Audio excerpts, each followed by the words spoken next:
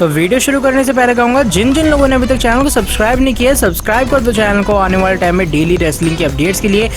तो जो John Cena है वो WWE के अंदर मेरे हिसाब से अभी फिलहाल अगर मैं लेजेंडरी सुपरस्टार्स की बात करूँ तो अंडरटेकर के बाद जो मोस्ट रिस्पेक्टेड पर्सन है बैक स्टेज के ऊपर वो नाम जॉन सीना का ही आने वाला है, क्योंकि जॉन सीना जो है वो WWE के अंदर सेम वैसे ही है जिस तरीके से आप सभी को वो ऑन स्क्रीन दिखाई देते हैं जब वो WWE रिंग के अंदर रेसल करते हैं। एंड गाइस आपको बता दूं रिसेंटली एक फॉर्मर WWE सुपरस्टार ने कैसा इंसिडेंट रिवील कर दिया जहां पर उसने ये बात बताई है कि जॉन सीना ने उस बंदे के या फिर उस फॉर्मर WWE सुपरस्टार के हिस्से का फाइन पे किया था ताकि WWE उस सुपरस्टार को फायर ना कर दे। यानी कि एक बार फिर से जॉन सीना की एक अच्छाई आई है सामने जो कि उन्होंने की थी फॉर्मर WWE सुपरस्टार के साथ। अब वो कौन से WWE सुपरस्टार है, जॉन सीना ने उसका कितना रुपीस फाइन पे किया था ताकि उसको WWE फायर ना करे, सारी जो चीजें या फिर एक कमाल की स्टोरी को मैं आज की इस वीडियो के अंदर करूंगा डिस्कस। इसके अलावा इस हफ्ते स्मैकडाउन के एपिसोड के रेटिंग्स के बारे में करेंगे बात, जो कि स्मैकडाउन का एपिसोड थोड़ा बैलेंस्ड शो था, ज्यादा बेकार भी नहीं था ज्यादा अच्छा भी नहीं था। इसके अलावा WWE के कल के रॉ के एपिसोड के प्रीव्यू के बारे में भी करूंगा बात, क्योंकि कल का जो रॉ का एपिसोड है वो होने वाला है गो होम एडिशन रॉ की तरफ से WWE के TLC पेपर व्यू के लिए। इसके अलावा स्नूप डॉग्स के बारे में करूंगा बात, जो कि अब जाने वाले हैं ऑल एलीट रेसलिंग प्रमोशन के अंदर। NXT इंडिया के बारे में करूंगा बात, क्योंकि उसकी जो लॉन्च डेट है वो रिवील हो चुकी है कि कब जो NXT इंडिया वो आप सभी को सोनी 10-1 एंड सोनी 10-3 के ऊपर दिखाई देने वाला है। So without wasting any time let's begin this video. लेकिन इस बार मैं वीडियो को शुरू करने वाला हूं WWE के कल के मंडे नाइट रॉ के एपिसोड के बारे में, जो कि रॉ का मेरे हिसाब से एक और काफी कमाल का अच्छा एडिशन हो सकता है। अब मैं होप इसलिए कर रहा हूं क्योंकि जो कल का रॉ का एपिसोड होने वाला वो जस्ट एक नॉर्मल रॉ का एपिसोड नहीं होगा, बल्कि ये होने वाला है साल 2020 के लास्ट पेपर व्यू की तरफ से गो होम एडिशन। यानी कि ये होगा रॉ की तरफ से गो होम एडिशन WWE के TLC 2020 पेपर व्यू के लिए। और ऑलरेडी यहाँ पर WWE की तरफ से काफी बड़ी चीजें अनाउंस कर दी गई हैं। आपको बता दें बात अनाउंस हो चुकी है कि जो एजे स्टार्स है उनके पास कुछ चीजें जो कि वो TLC पेपर व्यू से पहले ड्रू मैकिंटायर को बताने वाले हैं। इसके अलावा एजे स्टार्स का एक सिंगल एक्शन भी कंफर्म हो चुका है जहां पर हमें एजे स्टार्स एक 1-on-1 एक्शन के अंदर फेस करते हुए नजर आने वाले हैं। तो कैल्टिक वॉरियर शीमस का लाना वर्सेस नाया जैक्स के बीच में एक सिंगल्स मैच ऑलरेडी हो चुका है WWE की तरफ से कंफर्म।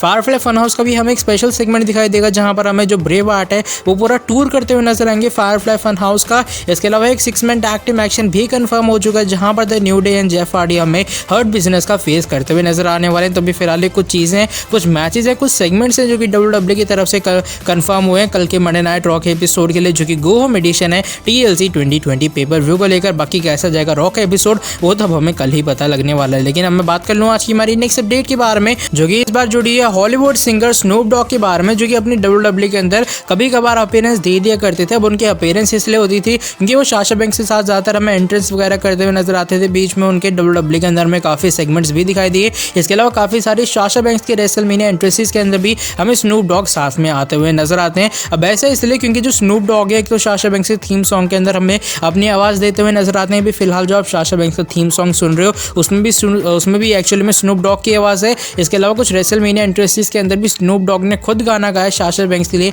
ऐसा इसलिए क्योंकि जो स्नूप डॉग है वो साशा बैंक्स के कजन ब्रदर हैं, यानी कि जो साशा बैंक्स है वो स्नूप डॉग के कजन सिस्टर लगी। एंड रिसेंटली एक बहुत ही बड़ी अपडेट आई है सामने। इस अपडेट के हिसाब से और एक्चुअली में जो अपडेट है पहली बार डेव मेल्जर की तरफ से सामने आई है। उन्होंने ये बात रिवील की जो स्नूप डॉग है वो आप सभी को ऑल एलीट रेसलिंग प्रमोशन के अंदर जाते हुए नजर आने वाले हैं। एंड यहाँ पर जो उनका रोल होने वाला है वो एज अ कॉमेंटेटर होने वाला है और वो अगले महीने से AEW कंपनी को एज कॉमेंटेटर हमें ज्वाइन करते हुए नजर आने वाले हैं। और रिसेंटली जो AEW कंपनी उन्होंने भी ये बात अनाउंस कर दी कि स्नूप डॉग की आप सभी को AEW कंपनी के अंदर एक अपीयरेंस दिखाई देगी। अभी फिलहाल ये बात AEW की तरफ से ऑफिशियली अनाउंस नहीं हुई है कि उनका रोल क्या होने वाला है, लेकिन डेव मेल्जर के हिसाब से उनका रोल होने वाला है एज अ कॉमेंटेटर और अगले महीने से वो पूरे की पूरे कॉमेंट्री टीम को हमें ज्वाइन करते हुए नजर आने वाले हैं। यहाँ पर एक ऐसी अपडेट आई है सामने जिसने ये बात रिवील की है कि जो विंस मैकमैन है वो इस चीज से काफी ज्यादा निराश है कि जो साशा बैंक्स है जो कि स्नूप डॉग की कजन है उन्होंने WWE को ज्वाइन किया और स्नूप डॉग WWE के अंदर काफी सारे अपीयरेंस देने के बाद भी हमें AEW कंपनी के अंदर जाते हुए नजर आ रहे हैं। आपका क्या रिएक्शन,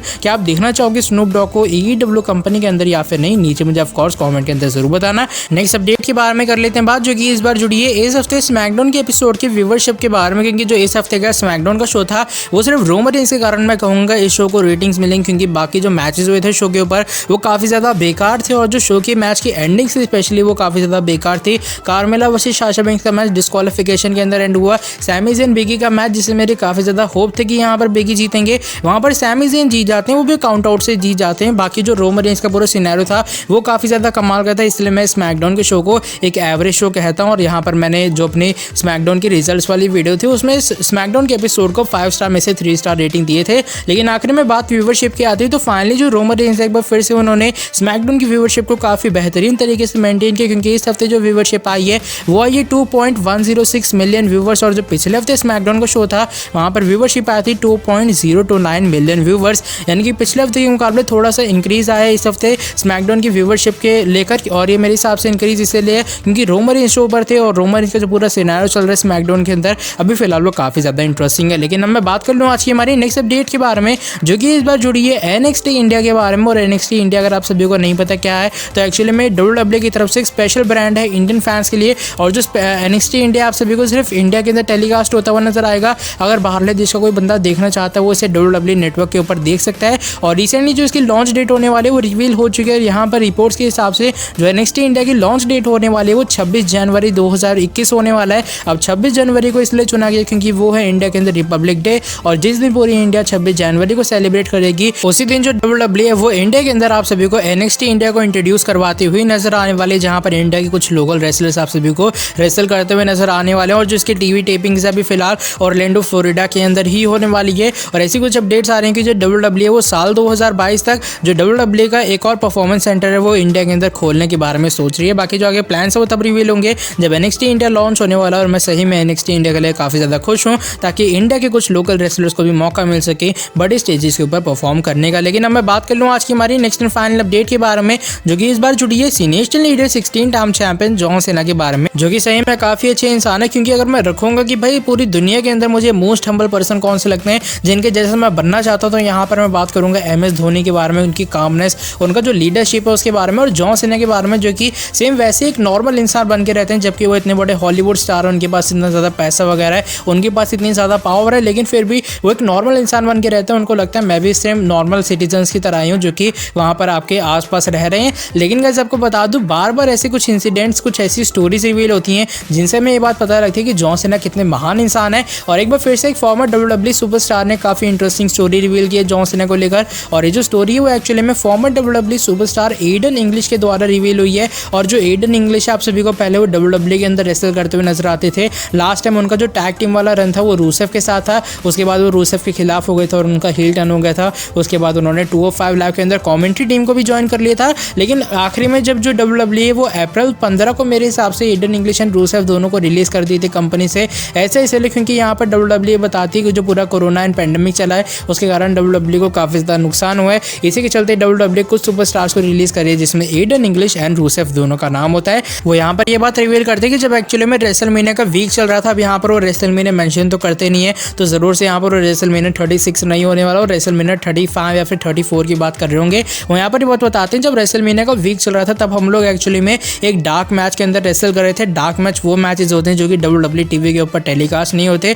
जो उस टाइम लाइव ऑडियंस अटेंड करती होती है पूरे स्टेडियम को, सिर्फ वहाँ पर उन्हें ये मैच देखने के लिए मिलता है। और यहाँ पर जो एडन इंग्लिश ये बात रिवील करते हैं, यहाँ पर एक टैग टीम एक्शन के अंदर फेस कर रहे थे जहाँ पर Baron Corbin, Rusev and Aiden English हमें the Usos and AJ Styles का एक डार्क मैच के अंदर फेस करते हुए नजर आते। और इस टैग टीम एक्शन के अंदर एक्चुअली में जो स्क्रिप्ट के हिसाब से ये चीज़ें लिखी थी कि द ऊसोस लगातार सुपर किक अपनी बरसाएंगे और सुपर किक एक पार्टी होगी ऊसोस की तरफ से। और यहाँ पर जो एडन इंग्लिश है पहले उन्हें एक सुपर किक पड़ेगी, लेकिन जब दोबारा ऊसोस उन्हें सुपर किक मारने चलेंगे, यहाँ पर एडन इंग्लिश को उन सुपर किक्स को रोकना था और उल्टा यहाँ पर ऊसोस के ऊपर हमला करना था। और एक आखिरी बार यानी कि जैसे मान लो यहाँ पर आपको कहा गया कि आपको 3 सुपर किक लगनी है, तो यहाँ पर जब तीसरी सुपर किक लगने वाली थी एडन इंग्लिश को यहाँ पर ब्लॉक करना था और उन्हें हमला करना था ऊसोस के ऊपर। लेकिन एक्चुअली में यहाँ पर ऐसा होता नहीं, करते क्या एजे स्टाइल्स वो रेफरी की टी शर्ट उतार लेते हैं और जो रेफरी है वो भी यहाँ पर ऊसोस के बाद में चौथी बार एक सुपर किक लगाते हैं एडन इंग्लिश को। और यहाँ पर the Usos and Aiden English एक 4 सुपर किक लगा देते हैं एडन इंग्लिश को। उसके बाद जैसे ही वो मैच खत्म होने के बाद बैक स्टेज के ऊपर जाते हैं,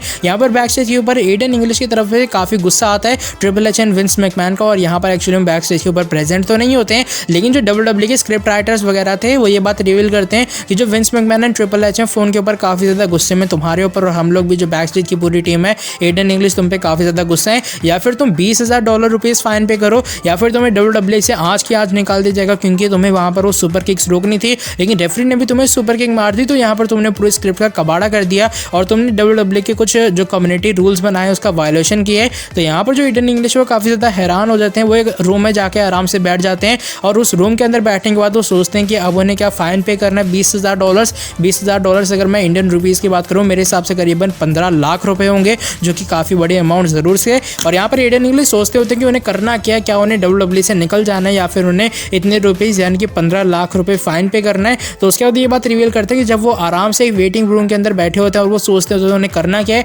अचानक से वहाँ पर बैक स्टेज के ऊपर जॉन सीना आते हैं और जॉन सीना ईडन इंग्लिश को WWE से निकलवाना नहीं चाहते, इसलिए जॉन सीना यहाँ पर 15 लाख रुपए अपनी जेब से पे कर देते हैं और वो ईडन इंग्लिश को कहते हैं आके उसी रूम के अंदर, वेटिंग रूम के अंदर, कि तुम टेंशन मत लो, मैंने तुम्हारा 15 लाख रुपए का फाइन पे कर दिया WWE के अंदर और अब तुम्हें WWE से बिल्कुल भी निकाला नहीं जाएगा। And Eden English was like कि भाई जॉन सीना नहीं भगवान हो गया तो ईडन इंग्लिश के लिए, क्योंकि अगर उस टाइम जो जॉन सीना वो ईडन इंग्लिश का फाइन नहीं पे करते तो यहाँ पर ईडन इंग्लिश WWE से उन्हें बाहर जाना पड़ता, क्योंकि 15 लाख रुपए मेरे हिसाब से वो इतने बड़े सुपरस्टार तो थे नहीं कि उन्हें 15 लाख रुपए सैलरी तुरंत मिल जाती, वो तुरंत WWE को पे कर देते, ऐसा कुछ था नहीं, बल्कि उनके साइड बिजनेस काफ़ी ज़्यादा चलते हैं, वो बात तो मेरे हिसाब से काफ़ी लोग जानते होंगे। लेकिन जॉन सीना उस दिन आए और वो ईडन इंग्लिश के भगवान टाइप बन गए जब उन्होंने 15 लाख रुपए, जो कि काफ़ी बड़ी अमाउंट है, उन्होंने बेझिझक ईडन इंग्लिश का पूरा फाइन पे कर दिया। अगर ऐसा नहीं होता तो ईडन इंग्लिश WWE से काफ़ी लंबे टाइम पहले ही बाहर जा चुके होते। तो काफ़ी कमाल की स्टोरी रिवील की ईडन इंग्लिश ने, जिससे ये बात पता लगती है कि जॉन सीना कितने महान सुपरस्टार हैं। अगर ऐसा भी हो सकता था कि जॉन सीना ये सारी चीज़ें रिवील खुद ही कर देते काफ़ी लंबे टाइम पहले और वो काफ़ी ज़्यादा बढ़ाई चढ़ाई मारते कि भैया मैंने ईडन इंग्लिश को WWE से निकलने से बचा ले, लेकिन नहीं, जॉन सीना ऐसे नहीं है। जॉन सीना कहते हैं कि शायद ऑडियंस को ना पता लगे, लेकिन मैं अपनी तरफ से अगर भला करता हूँ किसी इंसान का तो भगवान उनके लिए भला करेगा। तो ये कुछ चीज़ें जो कि मेरे हिसाब से हम सभी को सीखनी चाहिए जॉन सीना के पूरे कैरियर से एंड जॉन सीना की पूरी लाइफस्टाइल से। सेम ऐसे मैं MS धोनी को फॉलो करता हूँ जिस तरीके से जॉन सीना का लाइफस्टाइल फॉलो करता हूँ, लेकिन एक बार फिर से जॉन सीना ने बात रिवील की है कि क्यों वो काफ़ी ज़्यादा महान इंसान है। लेकिन गाइस आज की जो ये वाली वीडियो बस यहीं तक थी। अगर आपको ये वाली वीडियो पसंद आई तो ऑफकोर्स नीचे वीडियो को लाइक के बिना कहीं मत जाना। काफ़ी सारे लोग सोच रहे होंगे WWE का चैनल है बार बार धोनी की बात क्यों कर रहा है, तो उसके लिए रियली सॉरी, क्योंकि John Cena and MS Dhoni दोनों की कुछ पर्सनैलिटीज़ ऐसी हैं कि अगर मैं नाम लूँगा तो दोनों का एक साथ ही लेने में ज़्यादा मज़ा आता है। एंड गाइस जो आज की ये वाली वीडियो बस यहीं तक थी। अगर आपको ये वाली वीडियो पसंद आई है तो ऑफकोर्स नीचे वीडियो को लाइक के बिना कहीं मत जाना। कमेंट करके बता सकते हो आपका क्या कहना है जॉन सीना के इस कमाल के इंसिडेंट के बारे में जब उन्होंने 15 लाख रुपए फाइन पे किया था ईडन इंग्लिश के साथ ही साथ। अगर आप लोगों चैनल पर नए तो ऑफकोर्स कर सकते हैं चैनल को सब्सक्राइब एंड नोटिफिकेशन बेल को भी ऑन, ताकि आगे भी आपको हमारे चैनल पर कुछ ऐसी इंटरेस्टिंग कमाल के और भी फ्रेश अपडेट जाने को मिलती रहे। बाकी मैं मिलता हूँ आपसे नेक्स्ट वीडियो के अंदर काफ़ी जल्दी। Till then bye bye, take care.